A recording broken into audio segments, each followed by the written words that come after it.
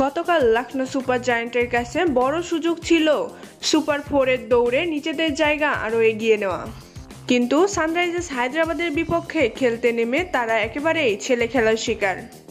তাই তো লখনৌকে হারিয়ে পয়েন্ট টেবিলের 3 নম্বরে চলে এসেছে সানরাইজার্স হায়দ্রাবাদ।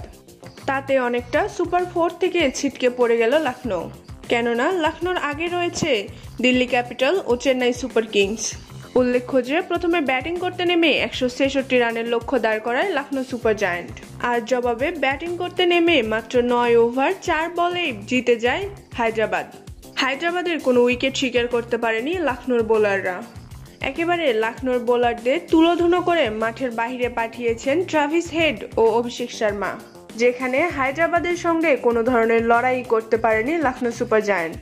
আর এদিন লখনৌর হয়ে সবচেয়ে বাজে খেলেছেন কেএল রাহুল। বাজে ক্যাপ্টেন্সির পাশাপাশি 33 বলে খেলেন 29 রানের ইনিংস। হায়দ্রাবাদের বিপক্ষে কোনো প্লেয়ার যদি 33 বলে 29 রান করেন, তাও আবার পাওয়ার প্লে ব্যবহার করে, তাহলে যে কারোরই রেগে যাওয়া স্বাভাবিক। এবং ম্যাচ শেষে কেএল রাহুলের উপর মেজাজ হারালেন লখনৌ সুপার জায়ান্টের মালিক সঞ্জীব গোয়েঙ্কা। ম্যাচ শেষে কেএল রাহুলকে ডেকে পাঠিয়ে তার সাথে উত্তক্ত ভাষায় কথা বলছিলেন। সবার সামনে কেএল রাহুলকে এতটাই অপমানিত করেন তিনি। কেএল রাহুল নিচু হয়ে শুধু শুনছিলেন।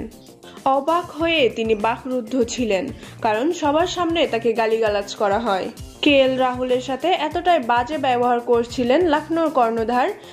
আগামীতে আর কেএল রাহুলকে দেখা যাবে না লখনৌ সুপার জায়ান্টের হয়ে, কেননা এই অপমান সহ্য করার মতো নয়। কেএল রাহুলের জন্য এটা যেমন অপমানজনক, তেমনি মালিক পক্ষের কাছ থেকে এটা অশোভনীয় আচরণ।